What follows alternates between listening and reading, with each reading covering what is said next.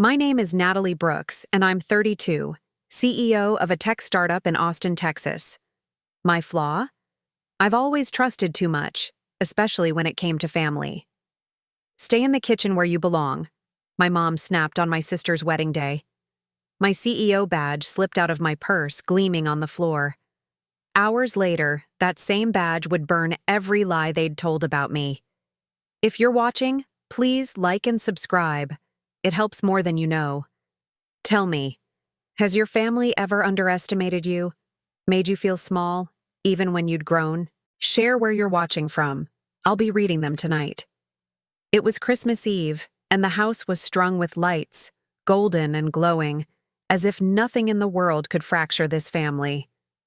But as I stood on the porch with a gift bag in hand, I already knew something was off. Inside, laughter spilled from the living room. My sister Claire, perfect Claire, twirled in her bridal robe, champagne glass sparkling in her hand. Mom hovered, fussing like a servant to royalty. Dad grinned, clapping her shoulder. Me? I got a glance, a wave toward the kitchen. Make yourself useful, Mom muttered, already turning her back. My heart pinched. It wasn't the first time. I walked into the kitchen, set my purse down, and tried to steady myself. I had driven hours, shifted my packed CEO schedule just to be here for her wedding. And still, I was the extra, the helper, the shadow. Mom leaned in, voice sharp as broken glass. Stay in the kitchen, Natalie. Don't ruin her night. Let your sister shine. I froze. Every childhood memory of being second best came rushing back. I opened my mouth to protest. And that's when my purse slid off the counter. The flap opened. My CEO badge clattered to the tile. For a breathless second, everyone saw it. Claire's eyes flicked down, surprised. Dad's eyebrows shot up. Mom's gaze hardened. Then, she kicked it back toward me with her slipper, as if the truth had no place in her house. "Kitchen!" she hissed again. "Now!" My chest burned. Because it wasn't just this moment. It was years. Every award was ignored. Every success is minimized. Every time Claire was called the pride of the family while I was the afterthought. And yet, I still wanted to believe they'd love me if I stayed quiet enough, small enough. But deep down, another voice began to stir. If they can't see you, make them see. If they bury you, rise louder than their silence. That night, I thought I was just fighting humiliation. I didn't know yet that someone else was watching and waiting for me to finally fight back. Growing up in the Brooks household was like living inside a play where everyone knew their role, except me. Claire was the star. From the moment she could sing in the church choir, she was our little angel.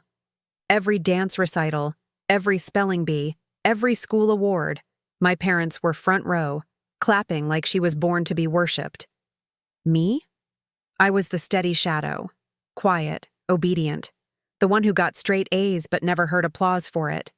I still remember one Christmas when I was 12. I brought home a blue ribbon from the county science fair. My project? A homemade water filtration system.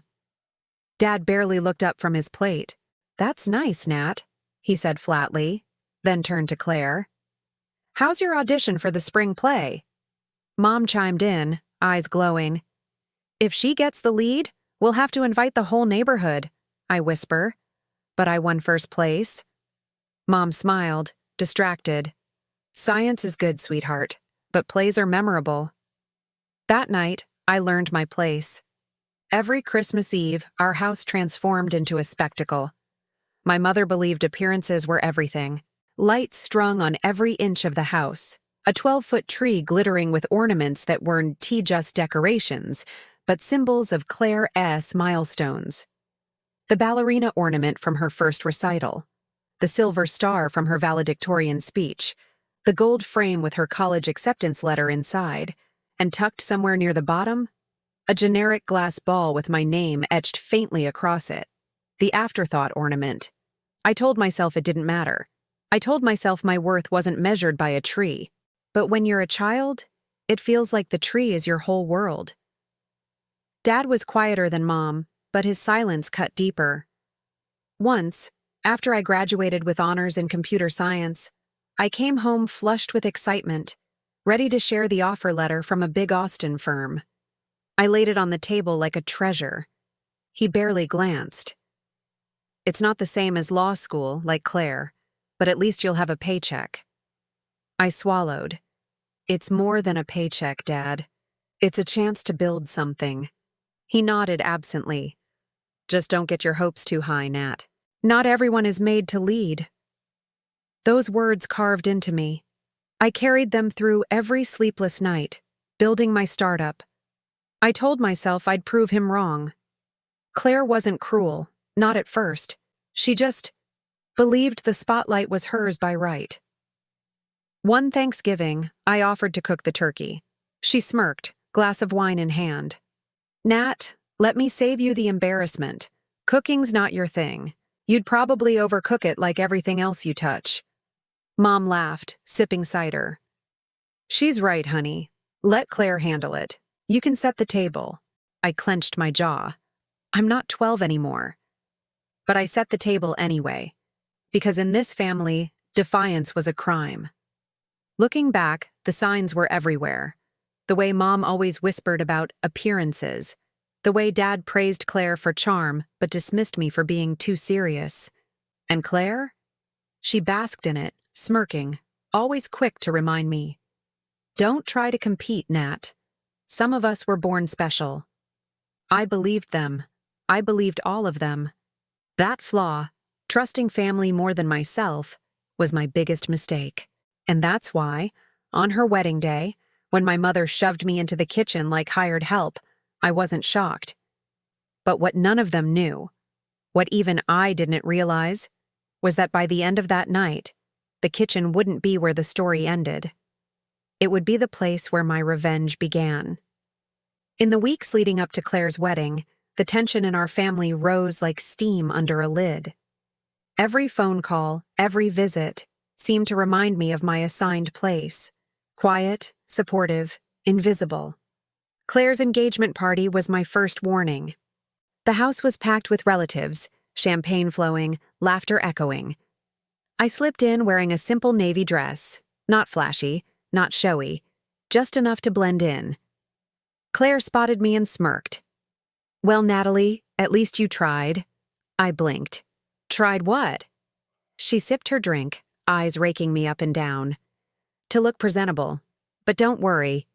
You'll have other chances someday. Maybe." Her friends giggled behind her. Mom overheard. Instead of defending me, she patted Claire's arm. "Don't tease your sister, honey. She means well." The words hit harder than if she'd said nothing. Means well.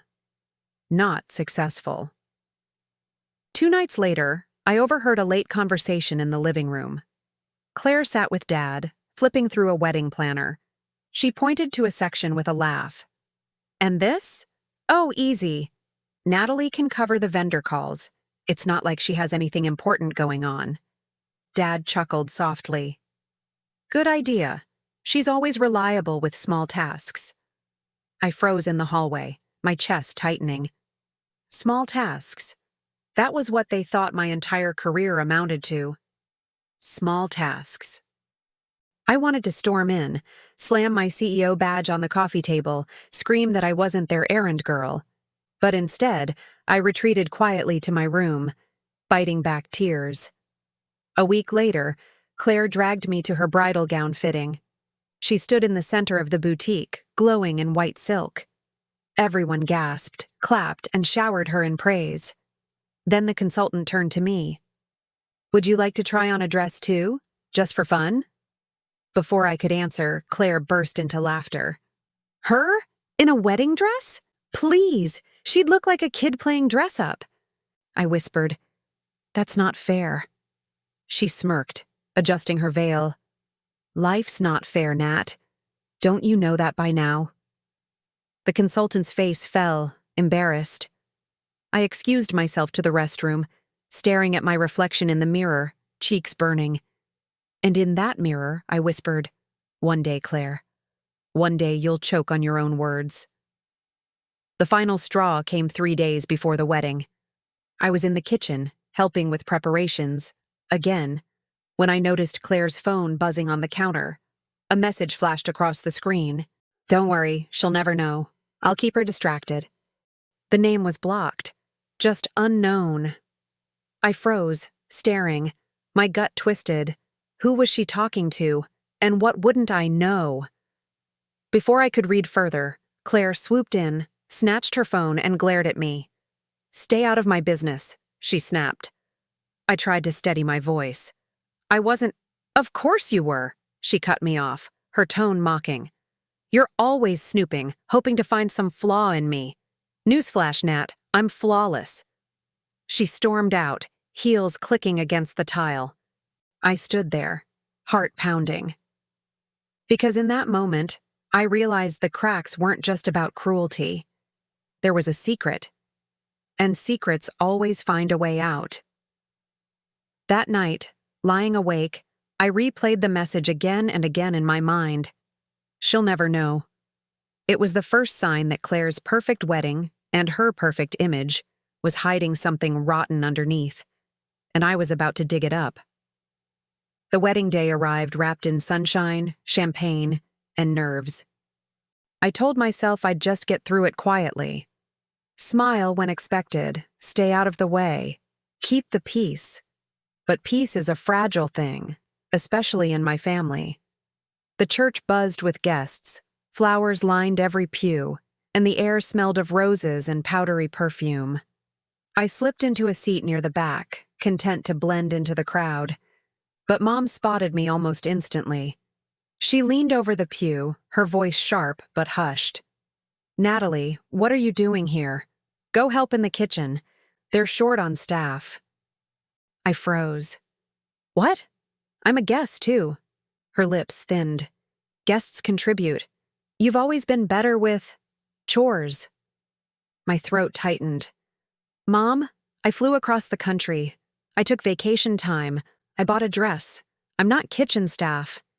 Claire, radiant in her gown, overheard as she passed with her bridesmaids. She smirked. "Oh, let her help, Mom. She's used to being in the background." The bridesmaids laughed. My hands trembled around the program I held. At the reception, I finally sat at a corner table, clutching a glass of water, trying to hold my composure. But the humiliation wasn't done with me.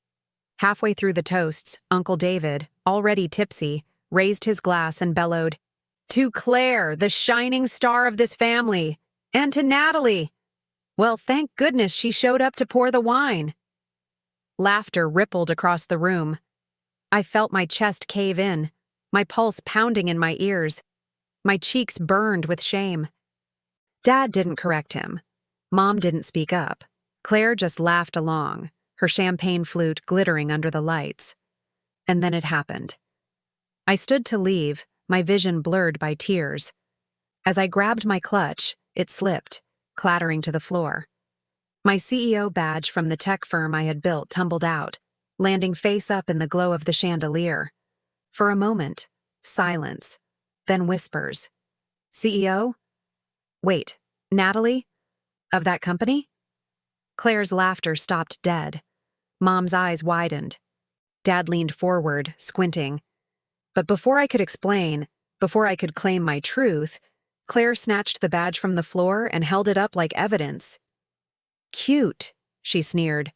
"She probably bought it online to make herself feel important." The room laughed again, the sting sharper than before. My knees nearly buckled. That badge represented years of sacrifice, sleepless nights, clawing my way up in an industry that tried to shut me out. And here, in front of my family, it was dismissed as fake. I sank back into my chair, numb. The music carried on, the laughter swirled around me, but I felt like I was drowning in a sea of faces that would never see me as more than kitchen help. Mom whispered coldly in my ear as she passed, "Don't embarrass us further, Natalie. Just sit quietly." I stared at the badge in Claire's manicured hand, my fists clenched under the table, because if they wanted me to stay silent, they'd chosen the wrong daughter. That night, as I lay awake in my hotel room, the humiliation still searing my skin. One thought carved itself into my mind. They think I'm nothing, but soon they'll choke on the truth. I didn't sleep that night, not even for a minute. The hotel room was too quiet, too sterile. The shadows seemed to whisper the same words I'd heard all evening. Stay in the kitchen, background, fake, worth nothing. I sat at the desk, staring at the badge. My badge. The one I had worn into boardrooms, through investor meetings, into the long nights when I was the only woman at the table. Now, in the hands of my own family, it had been reduced to a prop. A joke. My phone buzzed with messages, from coworkers. Congrats again on the latest funding round, boss. We're lucky to have you. From Mom. Silence. From Dad. Silence. From Claire. One single text, short and cruel. Sorry if you're upset, but you know it's better if you stay humble. I dropped the phone like it burned me. The next morning, I didn't go down for the wedding brunch. I couldn't face the whispers, the side eyes, the smug looks from Claire and her friends. Instead, I ordered coffee to the room and sat by the window, watching families stroll to their cars, hugging, laughing, still glowing from the night before. But no one knocked on my door. No one checked on me. Not even Mom. The emptiness wrapped tighter than any insult could. By noon, I stood in front of the bathroom mirror, makeup streaked, hair undone, staring at the woman I had become. A CEO, a survivor of nights spent coding, pitching, proving, a woman who had carved out success with her own hands. Yet here I was, reduced to tears because my family, my own blood, refused to see me. Why do you still want their approval? I whispered to my reflection. Why do you let them shrink you? The woman in the mirror had no answer, but the fire in her eyes said enough. That afternoon, while the wedding guests toasted mimosas without me, I sat at my laptop, scrolling through old photos of Claire and me. Childhood birthdays, Christmas mornings, school plays, and then one picture stopped me cold. It was from high school graduation. Claire in the spotlight, valedictorian sash across her chest. Me in the corner of the photo, holding her flowers, smiling like a proud servant. It wasn't new. It was a pattern. And suddenly, the shame began to shift. Like a tectonic plate under my feet, something moved. This wasn't about me not being enough. This was about them refusing to see me at all. Claire's smirk, Mom's whisper, "Don't embarrass us." Uncle David's toast. Thank goodness she showed up to pour the wine. Each word replayed like a looped recording in my head, but instead of crushing me, they started to harden me. I whispered into the empty room, voice shaking but steadying with each word. I won't stay broken. Not this time. Not for them. Because if my family wanted to pretend I was nothing, then I'd make sure the entire world knew exactly who I was, on my terms. And I already knew the first place I'd strike. I didn't announce my decision, not to Mom, not to Claire, not to anyone. I carried the weight of humiliation in silence, but beneath it, a new layer was forming. Harder, sharper. If they wanted me quiet, invisible, tucked into kitchens and corners, then fine. I'd let them believe that. Meanwhile, I would plan. I started small, like any strategist does.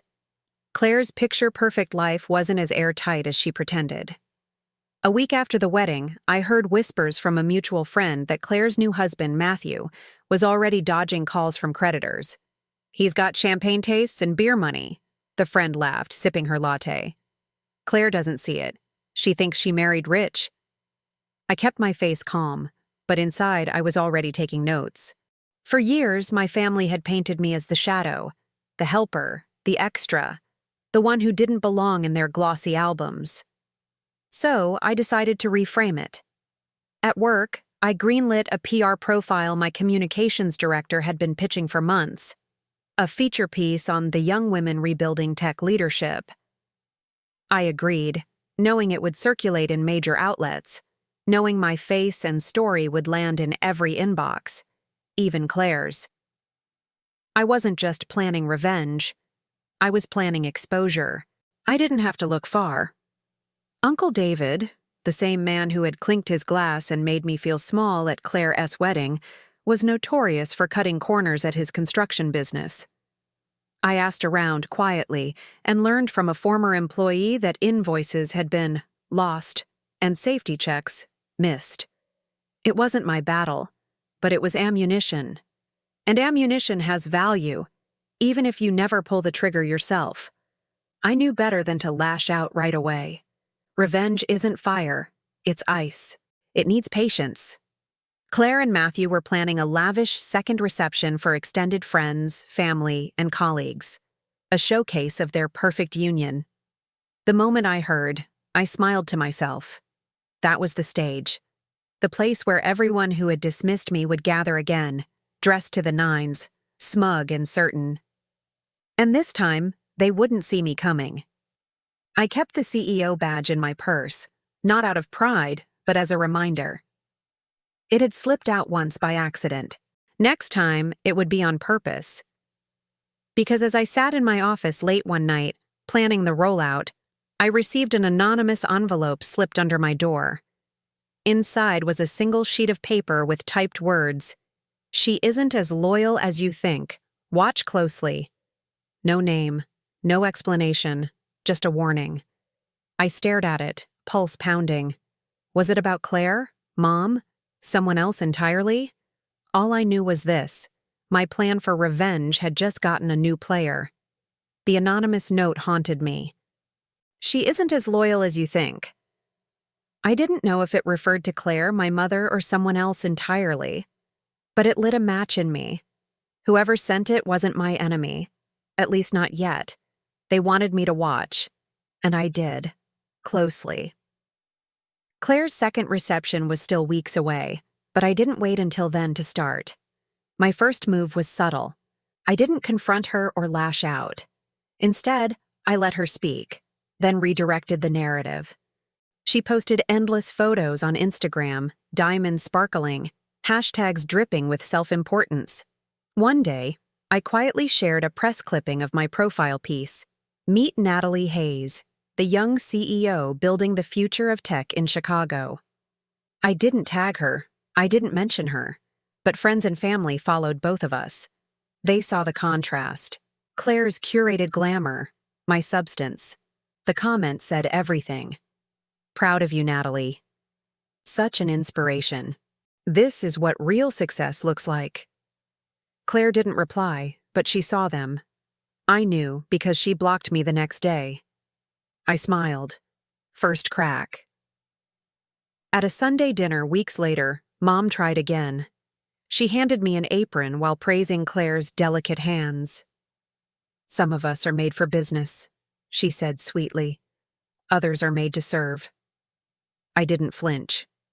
I tied the apron, took the wine bottle, and returned minutes later with glasses filled. Not for them, but for the guests who had joined us that night. Family friends, colleagues of Dad's. When they toasted me, congratulating me on the article they'd seen, Claire's smile wavered. And Mom? For the first time, she didn't have a snappy retort. Second crack. The anonymous note lingered in my mind. "She isn't as loyal as you think." So I paid attention to Matthew. One evening, I stopped by a restaurant near my office and spotted him. He wasn't with Claire. He was with another woman, leaning close, hand brushing hers, his laughter nervous. I snapped a photo. Just one. Nothing dramatic. It wasn't the time to use it. Not yet. But I stored it carefully, like a queen positioning a pawn on the board.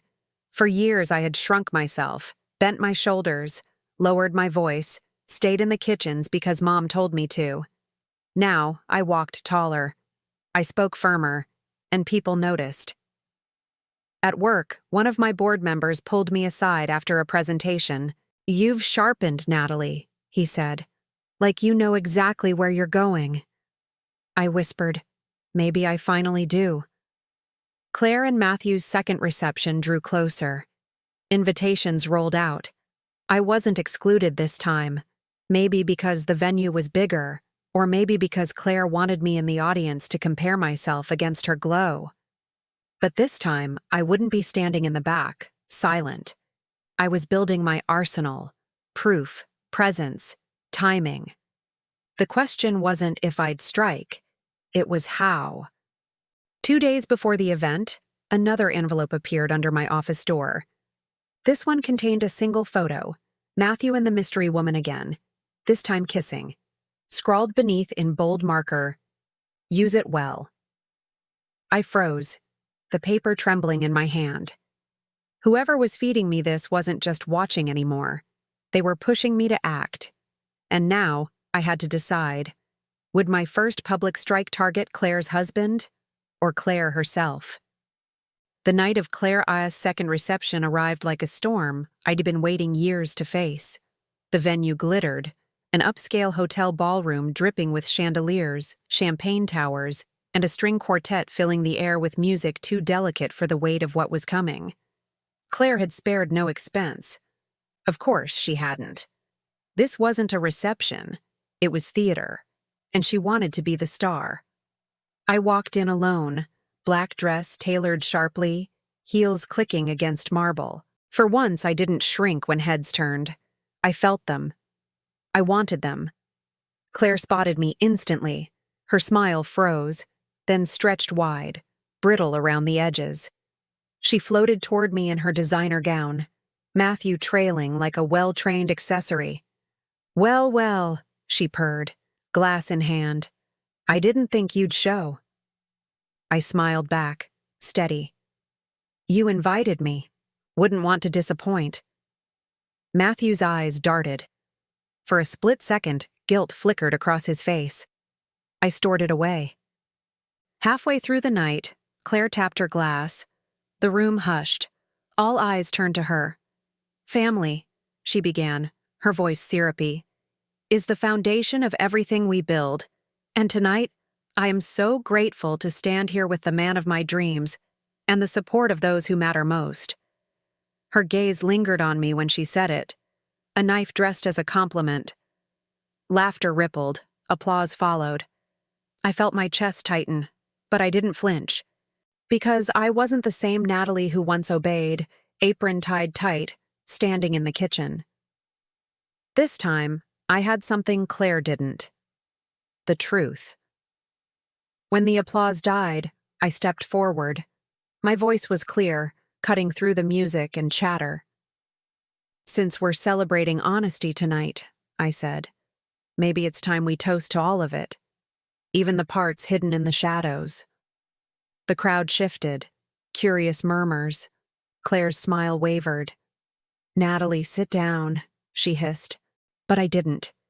I reached into my clutch, pulled out the envelope, and slid the photo onto the nearest table under the soft glow of candlelight.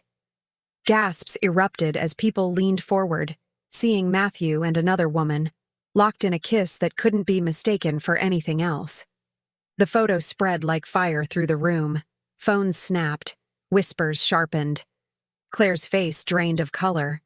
Matthew's jaw dropped. "You've embarrassed yourself," she spat at me, voice trembling with fury. I tilted my head. "Or maybe I just stopped letting you embarrass me." Matthew tried to speak, but Claire rounded on him, eyes blazing. "Who is she?" The crowd wasn't silent anymore. They were circling, hungry for drama. Family friends muttered, colleagues raised eyebrows, strangers recorded. Matthew stammered. "Claire, it was a mistake." "A mistake?" she screeched, grabbing the photo from a guest's hand. "This is a betrayal." Her perfect night had shattered in an instant, and I hadn't even broken a sweat. The room fractured into chaos. Claire screaming, Matthew pleading, guests whispering like sharks tasting blood. And in the middle of it, my phone buzzed. A text from an unknown number. "Nice start, but don't stop here. She deserves the whole truth." I looked up, the ballroom spinning with scandal, Claire's shrill voice echoing through crystal and marble. Whoever had been feeding me the evidence wasn't done. And suddenly, neither was I. The next morning, headlines buzzed before I even opened my eyes. Society bride humiliated at reception. Claire Whitmore's perfect wedding crumbles after affair exposed. Screenshots of the photo I had dropped on that table spread like wildfire. Claire's friends posted cryptic quotes about truth always surfacing, while Matthew's colleagues whispered about poor judgment and lack of character. For once, I didn't feel small reading about my family in the news. I felt steady. Of course, my parents called. Mom's voice was shrill, almost panicked. "Natalie, what have you done? You've ruined your sister's life." I let her words sit. Then I said quietly, "Funny. I thought she ruined my years ago." There was silence on the line. Then Dad's gruff tone broke in. "You could have handled it privately." I laughed bitterly. And when did she ever humiliate me privately? Every insult was in public, every dismissal in front of others. I just gave her back what she trained me to endure. Mom sputtered, but I hung up before she could throw another excuse. By the end of the week, Claire had moved out of the luxury condo she and Matthew had barely settled into. Vendors canceled pending contracts for her new lifestyle brand. And Matthew? He vanished from social circles, his firm announcing he was taking an indefinite leave. Everyone knew what that meant. Finished. But here's the thing. I didn't feel glee. Not really. I felt released. It was like walking out of a house where every window had been nailed shut, finally tasting fresh air. But the texts didn't stop. Another one arrived late at night. Good. But the wedding finances, those will end her for good. I sat up in bed, staring at the glowing screen. Wedding finances? I remembered the whispers, the unpaid vendors, the shady way Claire always got sponsored gowns and cakes. If there was dirt there, whoever this was wanted me to dig it up. For a moment, I thought about ignoring it, about letting this chapter close. But then I thought about the years I'd been shoved into kitchens, erased from photos, silenced in conversations. No, this wasn't done. Eric stopped by with coffee that Saturday. He found me cross-legged on the floor, papers and screenshots scattered around me. He raised an eyebrow. "You look like you're either solving a crime or building one." "Maybe both," I whispered. He handed me the coffee, sat across from me. "Rach, Claire's already destroyed. Do you really need more?" I looked him dead in the eye. She taught me that nothing is ever enough. Not for her, not for my parents. So why should enough stop me now? He sighed but didn't argue. He just said, "Then finish it clean. Don't give them a chance to call it spite." That night, I opened my laptop. The anonymous number buzzed again with a PDF attachment. Vendor contracts, inflated invoices, signatures that didn't match. Claire hadn't just been cruel. She'd been fraudulent. I stared at the screen, pulse racing. If I went through with this, it wouldn't just end her reputation. It might end her freedom. And suddenly I had to decide, was I ready to burn the whole house down? The next morning, I sat at my desk staring at the file on my screen. Claire's fraudulent contracts, unpaid vendors, forged signatures. It was enough to bury her. I thought about pressing send, about emailing it to the authorities, to journalists, to every person who had ever thought my sister was untouchable. But then I thought about myself, about how much space she'd already taken in my head, my heart, my life. Did I want to spend even more of myself making sure she stayed crushed? In the end, I chose clarity over destruction. I forwarded the documents, not to the press, not to the police, but to Claire herself. No explanation, no lecture, just the evidence. Within minutes, she called me, voice frantic. "Natalie, where did you get this? You can't—" I cut her off, calm and steady. "I could ruin you, Claire, completely, but I won't. Because the difference between us is simple. I don't need to destroy others to feel whole." She tried to sputter something back, but I hung up. For the first time, it was my silence that carried power. Weeks passed. The scandal around her wedding still burned, but eventually it shifted off the headlines. People forgot, as they always do. But I didn't need the world to remember. I needed to. I started saying yes to things I used to shy away from. New projects at work, weekends with friends, even photography classes I'd long told myself I didn't have time for. And slowly I realized, revenge hadn't made me stronger. Choosing to stop carrying her cruelty had. My parents stayed cold for a while, silent, awkward at dinners. Then, one evening, Dad stopped me on the porch. His voice was low, unsteady. "I didn't realize how much we overlooked you. That's on us." It wasn't a full apology, but it was enough. Mom softened later too in her own way. A casserole was dropped off. A short text, "Proud of you." It wasn't perfect, but it was a start. And for once, I didn't need more. Here's what I learned. Sometimes the sweetest revenge isn't burning someone else's house down. It's walking out of their fire and building your own. Claire can live with the ashes of her choices. I'll live with the peace of mine. Because in the end, power isn't about humiliating someone who humiliated you. It's about proving, to them, to the world, and most importantly, to yourself, that you were never powerless to begin with. If this story touched you, please like and subscribe. It means more than you know. Tell me, would you have exposed her fraud and let her burn, or walked away the way I did? Drop your thoughts in the comments. I'll be reading every single one.